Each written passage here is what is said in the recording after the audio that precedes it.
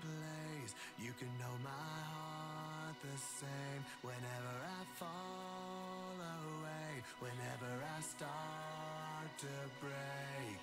So here I am, lifting up my heart, lifting up my heart. If you can call me raging sea, you can call the storm in me. You're never too far away, you never show up too late. So here I am, lifting up my heart to the one who holds the stars. You're the one who holds the stars.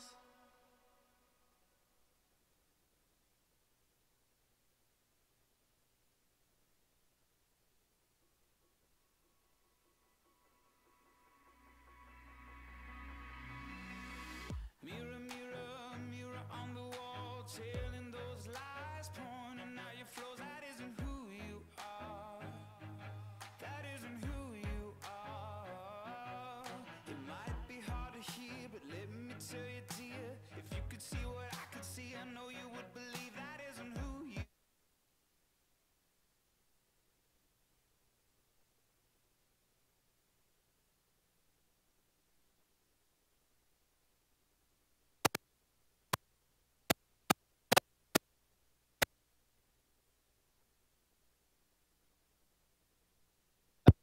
There we go. That better? There we go. There I am. We're glad that you're here this morning on this kind of rainy, gloomy day. I feel like we went from winter to gloomy. I'm ready for blue skies and sunshine. That's what I'm looking forward to. So anyway, we're glad that you're here. We're going to open with prayer, and then even the praise team are going to lead us. So join me as we pray. Heavenly Father, we thank you so much just for the opportunity to come into your house to worship you. God, we know it's rainy, and we appreciate the rain. We're so thankful for it. Grasses are looking greener again, and trees are coming back to life this spring, and flowers are blooming. So, God, we thank you. You're so good to us. God, we just ask you to be with us in this worship service, that as we've just ended a series on worship, God, that we'll be reminded that, God, what we put into this service through our attitudes and our words and our actions and our reaction, God, it's all part of worship. And God, the way to get out of worship is to put into it. So God, I just ask you to be with us, that we can glorify your name. So God, we can lift your name high because it's so worthy. We thank you for all the good things that you've given us. We thank you for each person who's here and family that's represented. Pray that your blessings upon them. And Lord, just be with us as we go through this service. In your name we pray. Amen.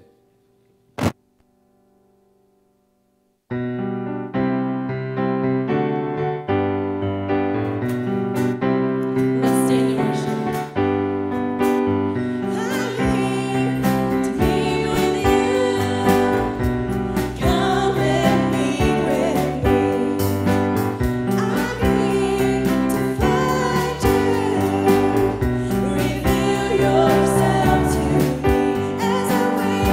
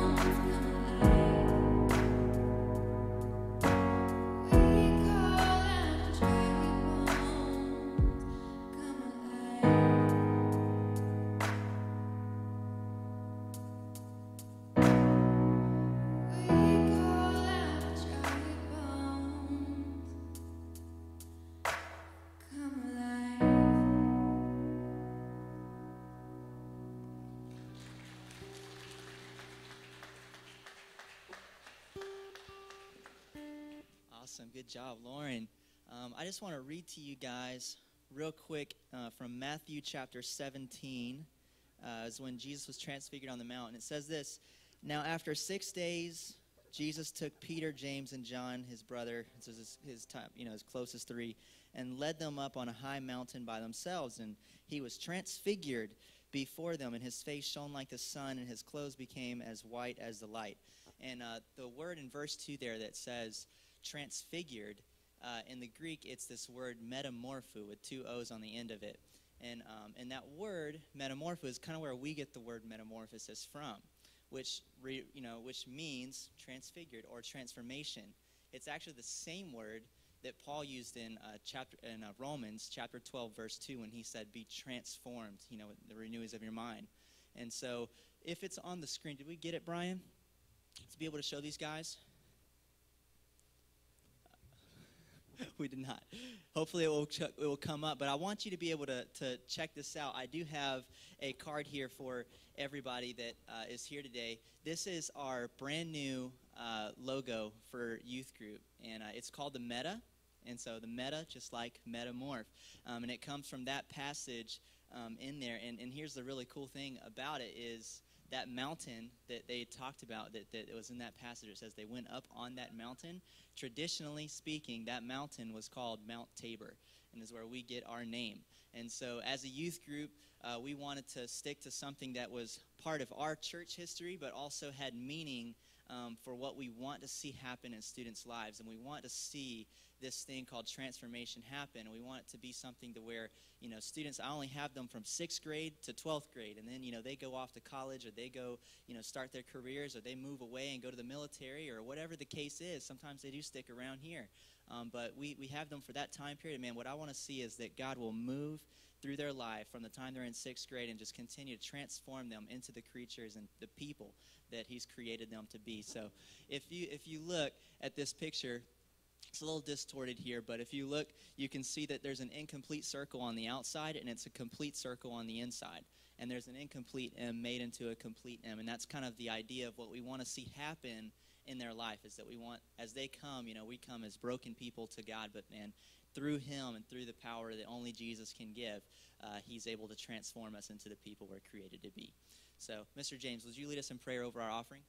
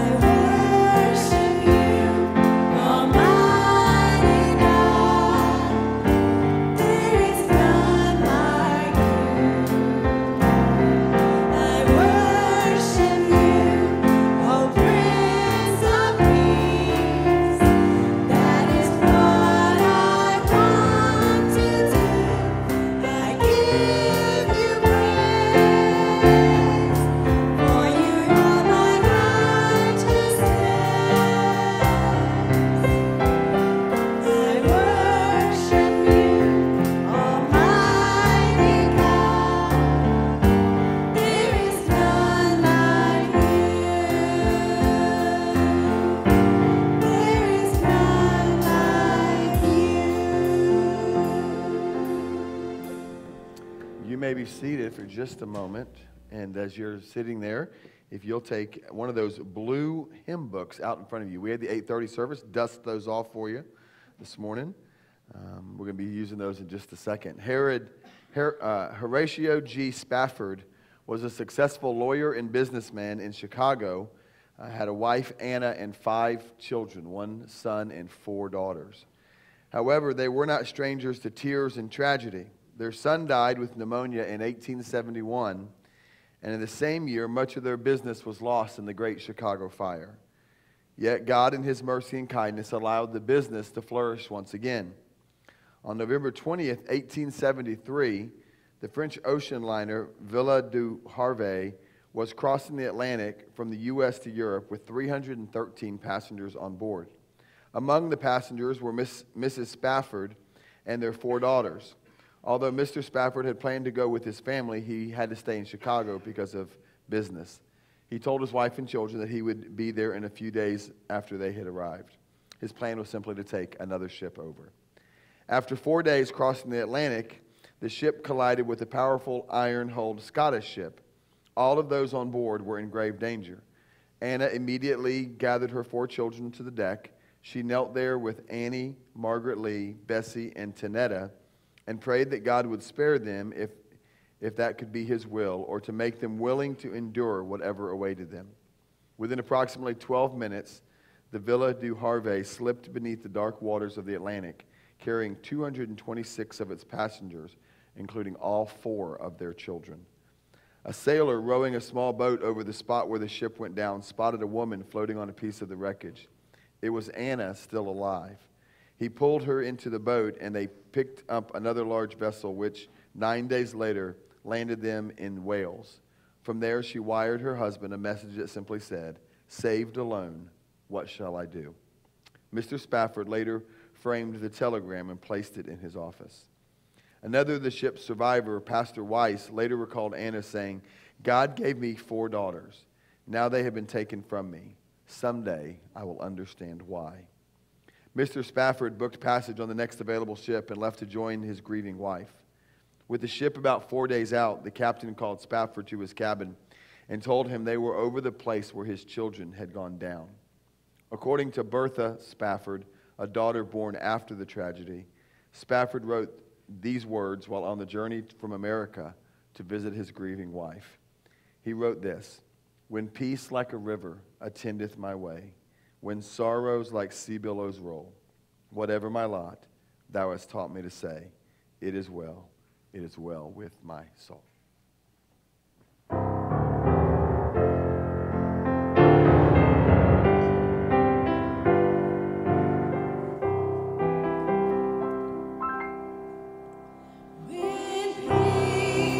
like sea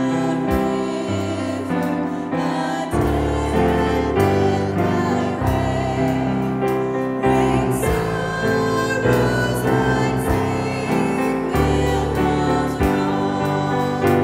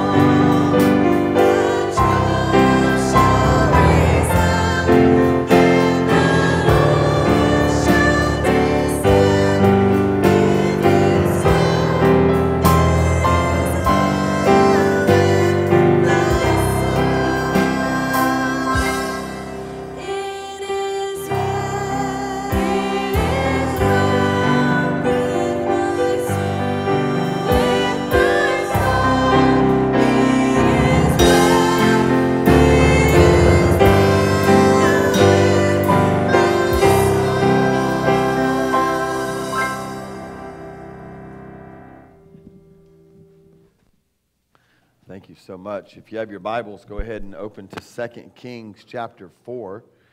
2 Kings chapter 4.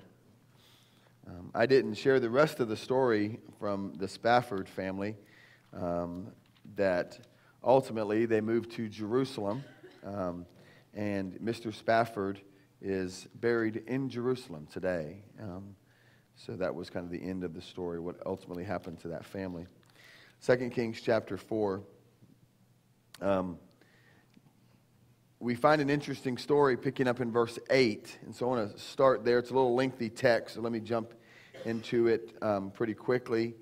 And let me get to 2 Kings and not 1 Kings. That will make a lot more sense today. 2 Kings chapter 4, picking up in verse 8. It says, "One day Elisha went to the town of Shunem. A wealthy woman lived there, and she urged him to come into her home for a meal. After that, whenever he passed that way, he would stop there for something to eat." That's interesting that this woman apparently was such a good cook, or her servant was a good cook, that every time Elisha came by, he was like, "I'm going to the wealthy woman's house," whatever her name is. We don't know her name, just the wealthy woman of Shunem. Verse 9, she said to her husband, "I am sure this man who stops in from time to time is a holy man of God. Let's build a small room for him on the roof and furnish it with a bed, a table, a chair, and a lamp. And then he will have a place to stay whenever he comes by." One day, Elisha returned to Shunem, and he went up to his upper room to rest. And he said to his servant Gehazi, "Tell the woman from Shunem I want to speak to her." When she appeared, Elisha said to Gehazi, "Tell her, we appreciate the kind concern you have shown us. What can we do for you? Can we put you in a good word for you to the king or to the commander of the army?" "No," she replied, "my family takes good care of me." Later, Elisha asked Gehazi, "What can we do for her?" Gehazi said, "She doesn't have a son, and her husband is an old man." "Call her back again," Elisha told him. When the woman returned, Elisha said to her as he stood in the doorway, "Next year at this time, you'll be holding a son in your arms." "No, my lord," she cried. "Oh, man of God, don't deceive me and get my hopes up like that." But sure enough, the woman soon became pregnant, and at that time, the following year, she had a son, just as Elisha has said. One day, when her child was older, he went out to help his father, who was working with the harvesters. And suddenly he cried out, "My head hurts, my head hurts." His father said to one of the servants, "Carry him home to his mother." So the servant took him home, and his mother held him on her lap. But around noontime he died. She carried him up and laid him on the bed of the man of God, then shut the door and left him there. She sent a message to her husband, "Send one of the servants and a donkey so that I can hurry to the man of God and come right back."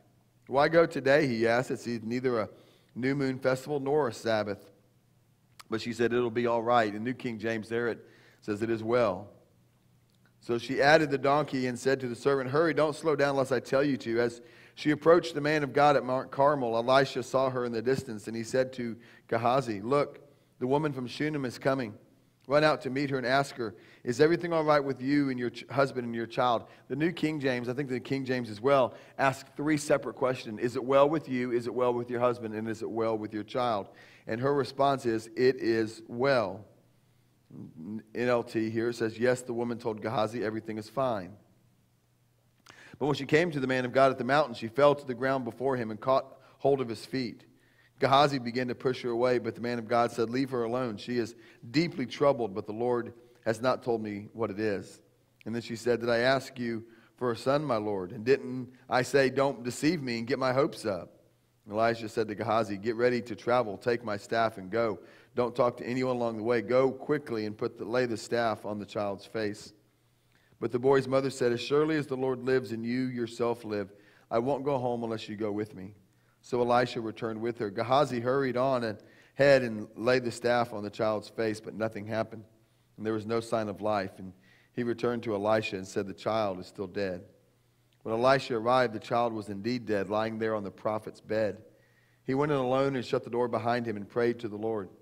And then he lay down on the child's body, placing his mouth on the child's mouth, his eyes on the child's eyes, and his hands on the child's hands. And as he stretched out on him, the child began to grow warm again. Elisha got up, walked back and forth across the room once, and then stretched himself out again on the child. This time the boy sneezed 7 times and opened his eyes. Then Elisha summoned Gehazi. "Call the child's mother," he said. And when she came in, Elijah said, "Here, take your son." She fell at his feet and bowed before him, overwhelmed with gratitude. And then she took her son in his arms and in her arms and carried him downstairs. Interesting story. Just let me recap kind of what happened there. Elisha has been taking this journey, going through Shem, and so this woman fixes him some meals, and eventually she goes to her husband and says, "Hey, I think we ought to put a room above the house, and so that way when he comes," and the text says that they put a bed and a table and a lamp and those things that it gave him a place to study, it gave him a place to sit, it gave him a place to rest, and so this became a regular stop. And so Elisha, wanting to return the favor, wanting to do something good for the lady, says, "What can we do for her?" And she says, "I'm good. I don't really need anything. My family takes care of me." So he talks to Gehazi, which obviously is a translator, right, in the text. And he said, "What can we do for her?" And Gehazi mentions she doesn't have a son. And in those days, having a son was pretty important. That was how the family line would continue. So without a son, the family line was going to come to an end. And apparently her husband was old, and so beyond the years of giving the opportunity for a childbirth. And so he says, "Okay, this is what God's going to do." And so Elisha goes to her and says, "A year from now, you're going to have a son." And her response is, "Don't get my hopes up. Like, my hopes are already up, but don't get my hopes up, because that's a pretty big deal. That's a pretty big promise to make. And with my husband being his age, it doesn't look good. So don't make those kind of promises." Well, sure enough, not too long after that, she gets pregnant, and a year later, about that same time, she's holding this boy. Can you imagine what she felt like when she brought that little boy home? Can you imagine what she felt like the first time that little boy said "mama"? The first time that little boy took him some steps? The first time that boy started to kind of adventure, but still ran back to mama, right, when he got hurt. And so that's this little boy. Well, Bible says that he grew up. We don't know if that means he's 13 now and he's going off to work with his dad, which would have been in the custom. But anyway, he's off to work one day with his dad, and he begins to complain of a headache. Most commentaries say this is most likely some type of brain aneurysm is what the little boy had, or what the boy had. And so the dad, being the wise father that he is, when their son is sick, sends him where? Go back to mama, right? The child is sick, right? Right, mamas? Child's sick. Daddy wakes up with the child in the middle of the night, but who gets woken up pretty quick? Mama does, right? Well, go back to mama. Well, they take him to his mom, and she's sitting there, and this boy that she had hoped for and longed for and dreamed about now dies in her arms.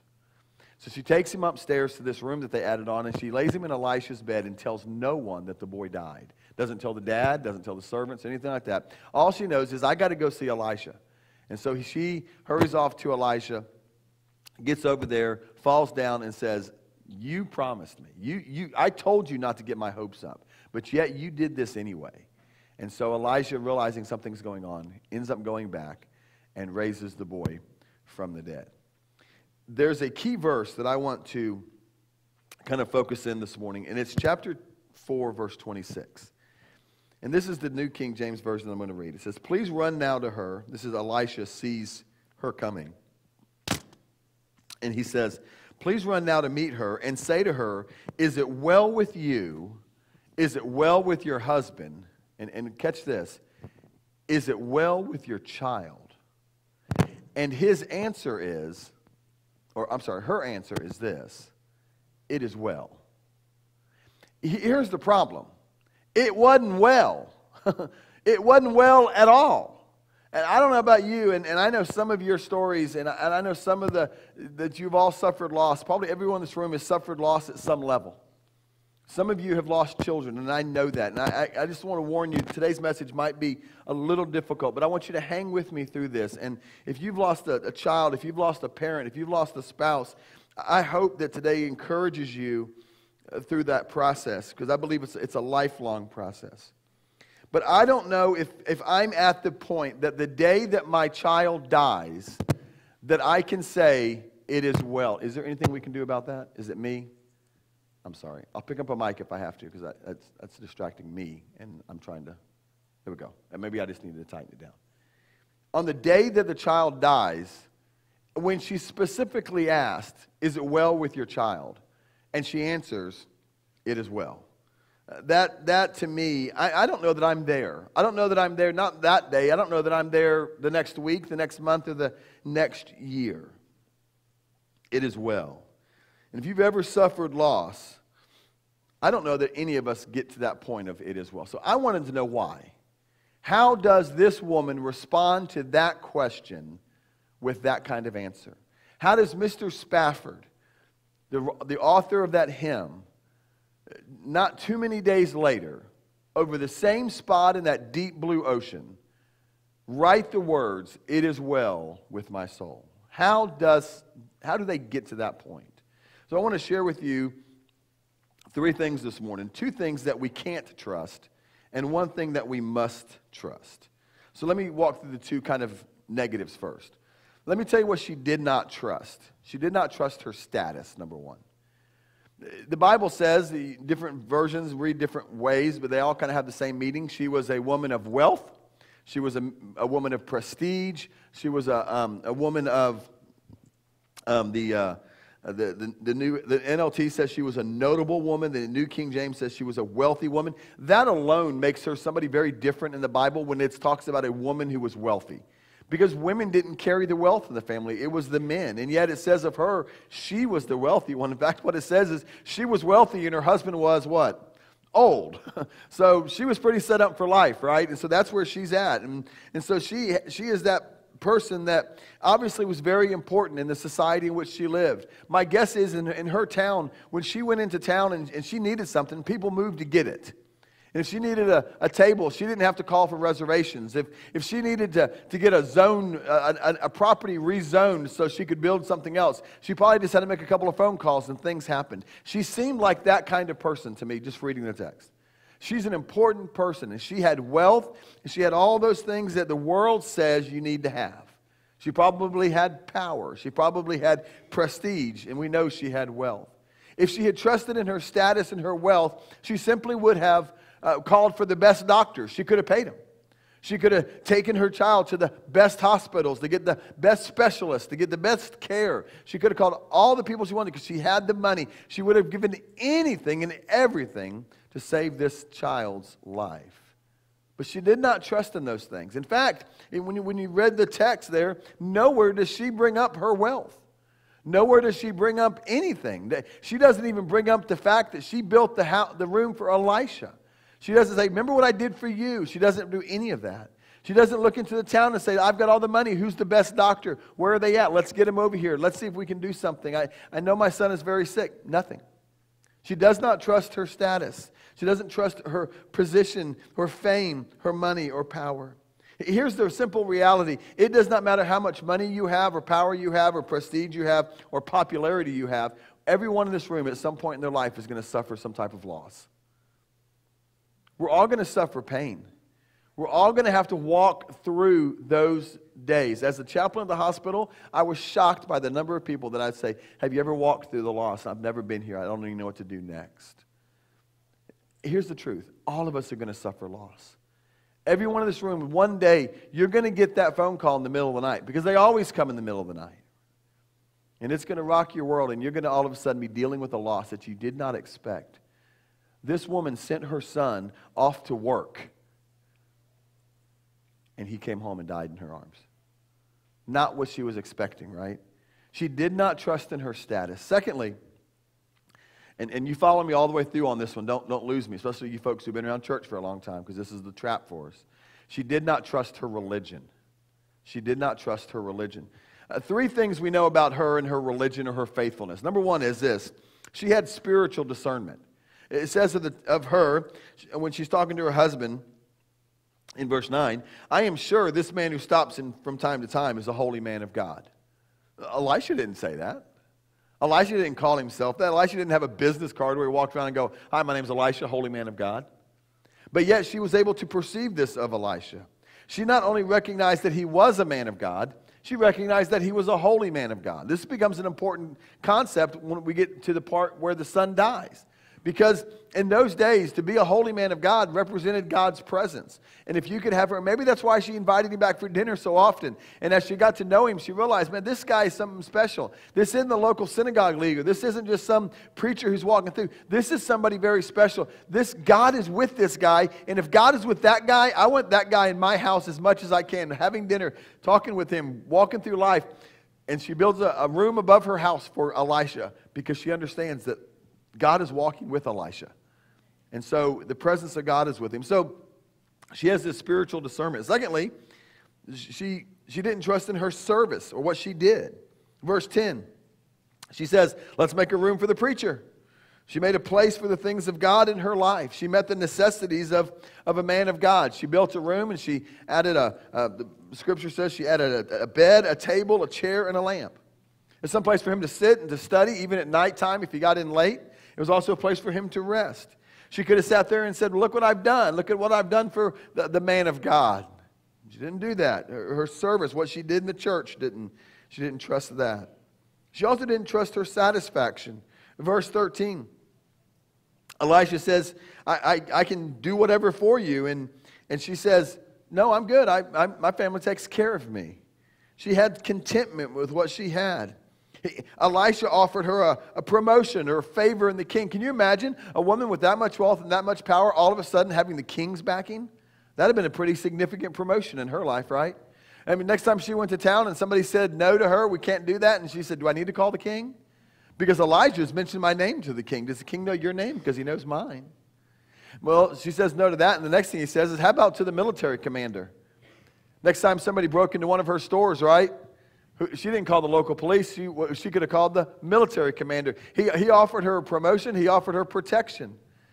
She said, no, I'm good. My family's got my back. They're covering for me. They're taking good care of me. My guess was she was a devout follower of the law of Moses. She probably studied it. She understood it. She did all the right things when you look at her life. She went to church, studied the law, and yet she suffered loss.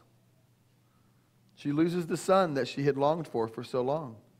She says to him when he makes the promise to her, don't get my hopes up like that. Maybe you've been there. Maybe you've been there when you've suffered some type of loss. And it starts off this way. This is how it usually starts. God, why me? Anybody ever ask that question? Okay, this morning only 4 people in the 8:30 service. Okay, good. Good. About that same many here. My guess is we've all asked it at some point. God, why me? And then us religious folks, right? Those of us who are around church a lot, here's how it continues. God, why me? I go to church. Like that somehow gets God on the hook to take care of our family and protect us and never bring us loss or pain. I help out. I work around the church. I do different things. I work in the nursery. I tithe, God. I give faithfully to you, so that means you have to give faithfully to me, and God, that means you have to protect my family. God, I'm giving my tithe. It's kind of like you got to be like the mob, God. You got to protect my family from everything, so I never suffer loss, and I never suffer pain, and I never suffer anguish. And then we ask the question, God, I go to church, I help out, I do all this stuff for you, God. I'm doing it all for you, so why did you take my whatever it was? Why did you take my child? Why did you take my spouse? Why did you take my mom or my dad? Why did you take them from me? We ask that question. And we have to scream it sometimes, and I think it's okay. And we ask, why do I have to live with the pain? Maybe you've been there. Maybe it's just me. And in that moment, let me just tell you right now, all the religion in the world doesn't help. Religion doesn't help the hurt. It doesn't lessen the loss. And it doesn't make sense of the mess. When I got the phone call late on a Friday night, July 4th, some 15 years ago, from the LRMC that my dad had suffered a major heart attack, and we raced up here, and he died the next day. Can I tell you what I wasn't looking for? I wasn't looking for the Baptist Faith and Message. I wasn't looking for a church covenant to follow. I wasn't looking for the right hymn to sing. I was looking for answers. I wanted to know, God, why? God, I'm serving you. You called me to serve and to go, and I left my family, and now I couldn't even be with him, and we had to race back. And God, why? Why'd you take him? So if all we have is religion, if all you have is rules and ritual and religion, let me just tell you right now, let me just tell you before you get to that point, you will find out someday the sad reality that religion doesn't answer the questions of life. In fact, it just muddies the water. Because what we like to do is we like to take our religion and we like to make these little cute packaged answers and tell people it'll be okay. Here's the lesson I've learned. It's okay to not be okay. It's okay to scream a little bit. And it's okay to hurt. And I think we as Baptists have tried to this idea that we'll just make everybody feel good and all will be okay. So if she didn't trust in her status or her religion, how does she say it is well? How does she say that with her dead son laying in Elisha's bed? How does Horatio G. Spafford write the words, "It is well with my soul," after losing 4 daughters on the same day, and he's writing the words on the same spot of the ocean that they died? How does he write, "It is well with my soul"? Because I believe the woman in 2 Kings chapter 4, and I believe Spafford, they both trusted in the same thing. And here's the answer. They trusted in God. And hear me, religion and God are not the same thing. She trusted in God. The woman going to the prophet was just as the same as a woman going to God. That's how she understood it. It's why after 9/11 and national tragedies, people run back to the church because people associate this building with the presence of God. In her day, the presence of God rested in that prophet. And it was a holy man of God. I mean, it wasn't just a preacher. It was like Billy Graham. I mean, if you can get Billy Graham's attention, right? When tragedy strikes, it's not time for us to run from God. It is time for us to run to God. And that's the problem, is too many people run from God. We all saw the news about the shooting in Texas. I don't know what, I know the answer, but they won't let us talk about that anymore. The answer isn't gun control. It is not more guns in the school. It's not arming teachers. It's not metal detectors at the school. It's having people get into a relationship with Jesus and understand that life is important. That's the key. That's the answer. So they can try everything in the world. We can pass every law in the world. But people are still going to get guns, and they're still going to shoot up schools, and they're still going to kill students. Why? Because they don't have a relationship with Jesus. And I know that sounds simple, but I believe that's the answer.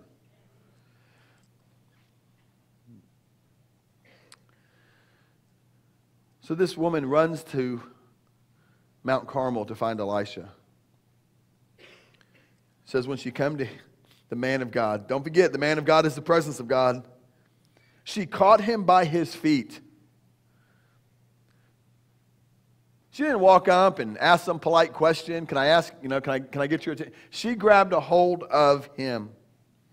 Gehazi tries to push her away, but the man of God says, leave her alone, for her soul is in deep distress. God wants us to bring that stuff to him.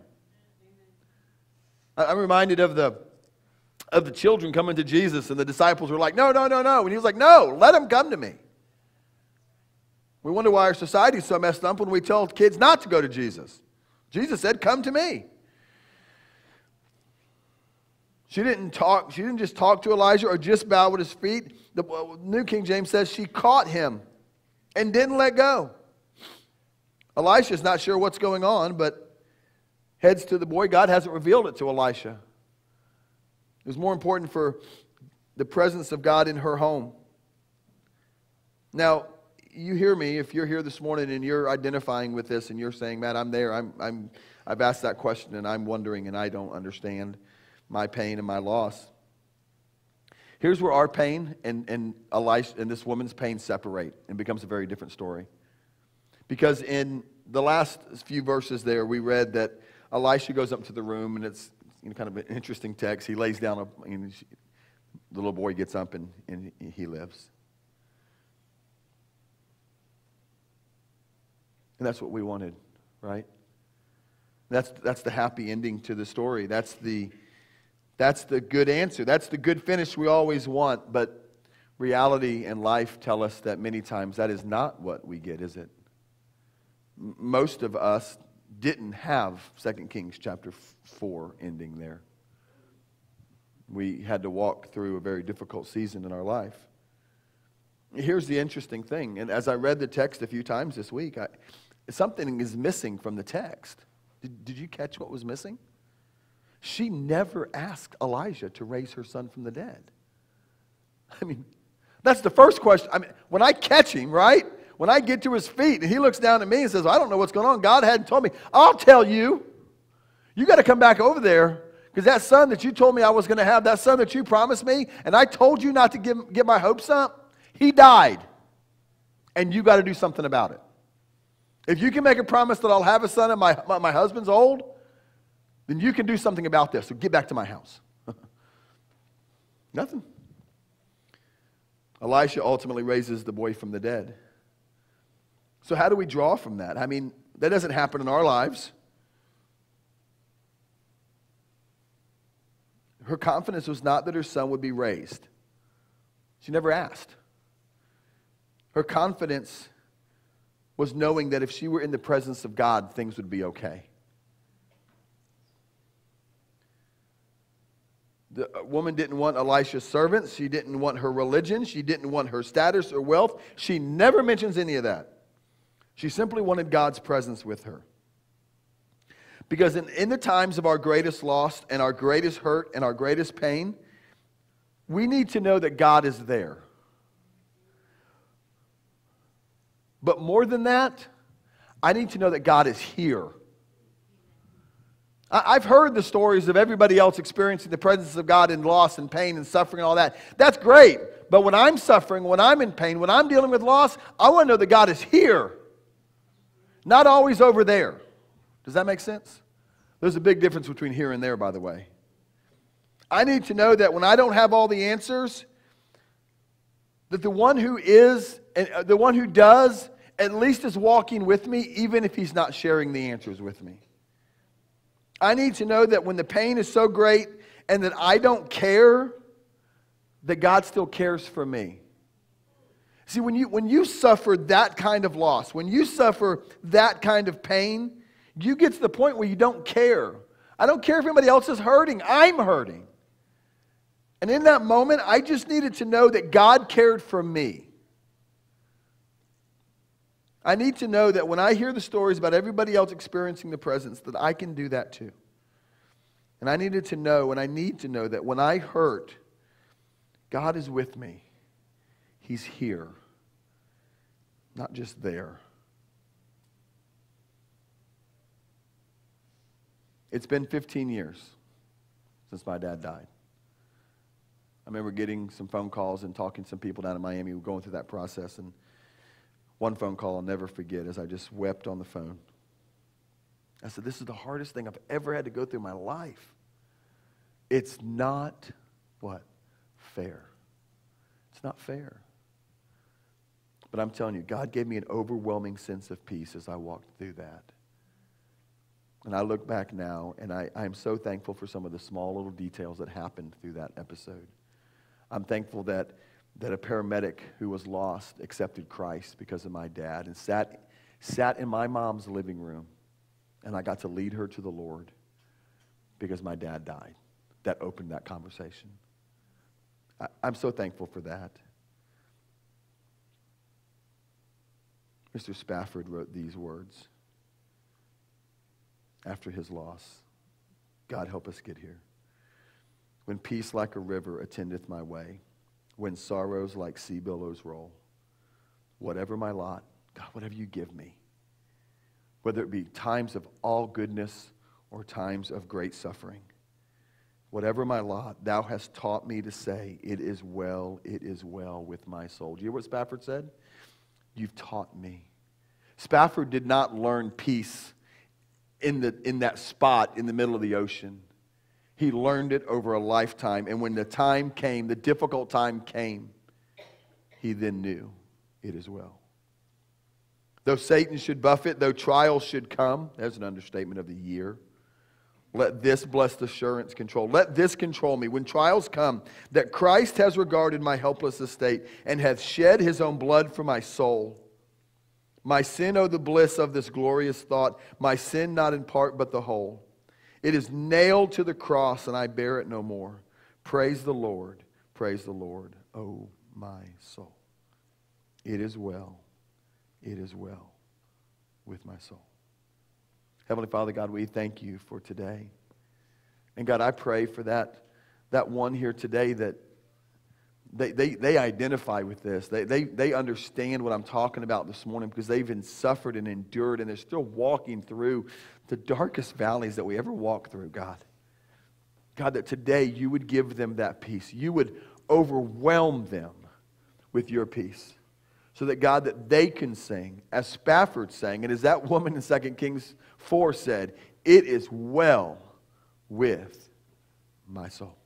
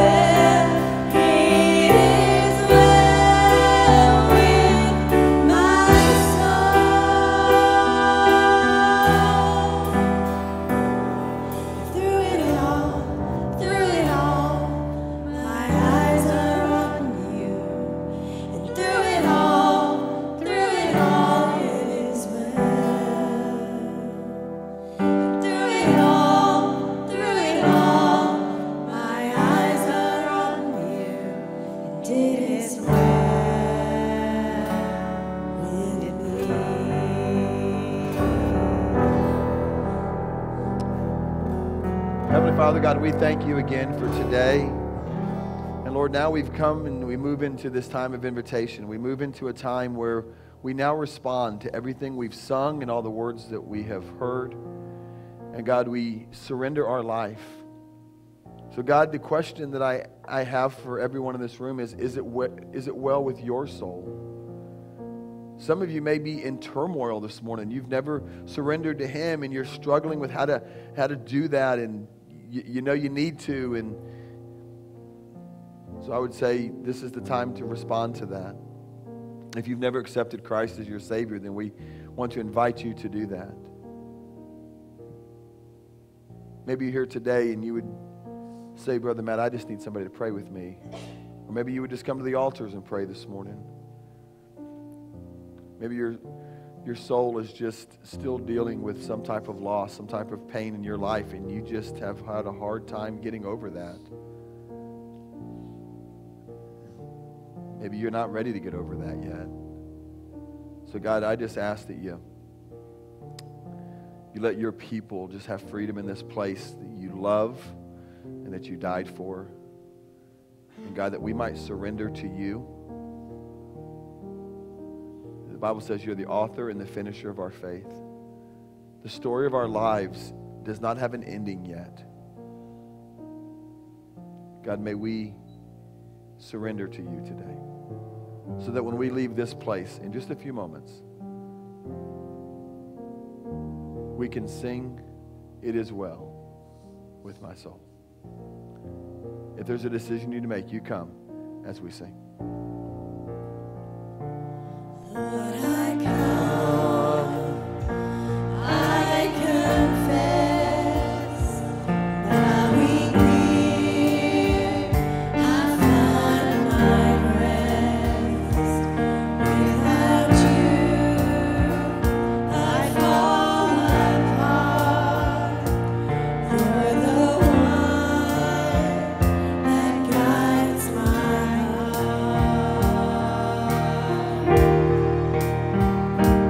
Lord, I need you. Lord, I need you. Every hour I need you.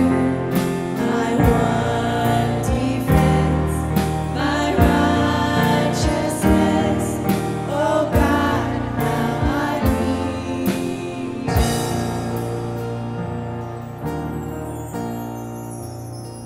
Where sin runs deep, your grace is more. Where grace is found is where you are.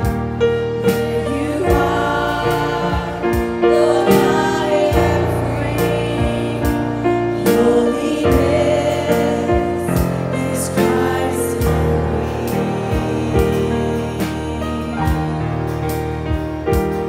Lord, I need you. Lord, I need you. Every hour I need you. My one defense, my righteousness. Oh God, how I need you. You may be seated for just one moment. Most of the announcements are in the bulletin today. Make sure you grab one of those.